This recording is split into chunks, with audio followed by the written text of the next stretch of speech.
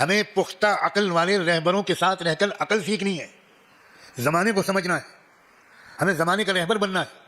ہمیں زمانے کی سیاست کو سمجھنا ہے، ہمیں اس لیے رہبروں کا ساتھ ضروری ہے۔ شیخ الحدیث حضرت مولانا زکریا صاحب رحمۃ اللہ علیہ کے یہاں لوگ بڑے بڑے اکابر ان کے ساتھ بیٹھ کر تنہائی میں مشورے سیاسی امور کے بارے میں کرتے تھے، میں نے اپنے کانوں سے 50 بار سنا ہے۔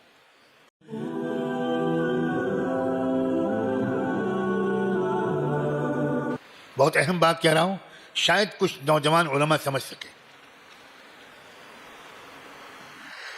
ہمیں پختہ عقل والے رہبروں کے ساتھ رہ کر عقل سیکھنی ہے،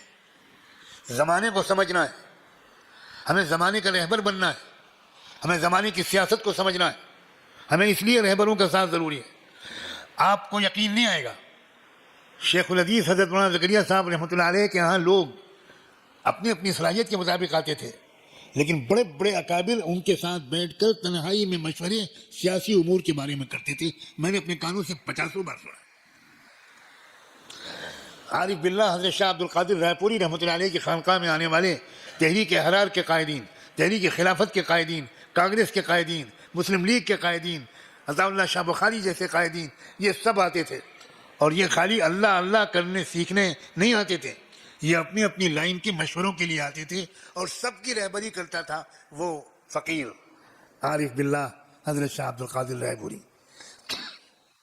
فلما بلغ اشدہ واستوى آتیناہ حکما وعلما۔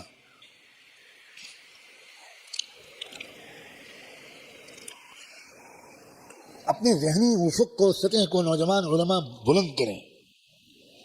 ہمیں سجدہ رکوع سیکھنا ہے، تقوی سیکھنا ہے، محبت اور خشیت الہی سیکھنی ہے، پاک دامنی سیکھنی ہے، حلال کا اہتمام اور حرام کا ترک سیکھنا ہے، اپنے سر کے بالوں سے لے کر پیروں کے ناخنوں تک ایک ایک روئیں کو گناہوں سے بچاتے ہوئے جینا سیکھنا ہے، اور گھریلو امور کو مینیج کرنا بھی سیکھنا ہے، ٹائم کو مینیج کرنا بھی سیکھنا ہے، فائنینس کو مینیج کرنا بھی سیکھنا ہے، چیلنجز کا مقابلہ کرنا بھی سیکھنا ہے۔ قومی اور بین الاقوامی حالات میں ہم کو اس وقت قرآن و سنت کے رہنمائی میں کیسے جینا ہے یہ بھی سیکھنا ہے۔ اللہ تعالیٰ اس جامع رہنمائی کی طلب پیدا فرما دے، اور یہ جامع تربیت ہم کو عطا فرما دے۔ امت بہت محروم ہو گئی ہے، جس طرح کی جامع تربیت شیخ الاسلام حضرت مدنی سے ملتی تھی، جیسی جامع تربیت حکیم الامت حضرت تھانوی سے ملتی تھی، اور آپ کو حیرت ہوگی اب جو میں نام لینے جا رہا ہوں،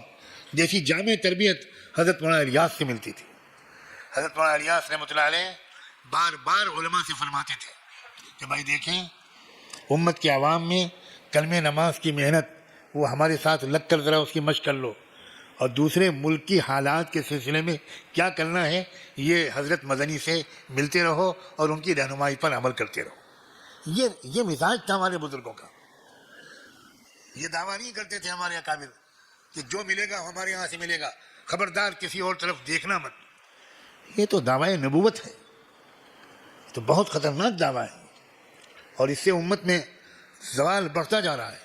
پستی بڑھتی چلی جا رہی ہے۔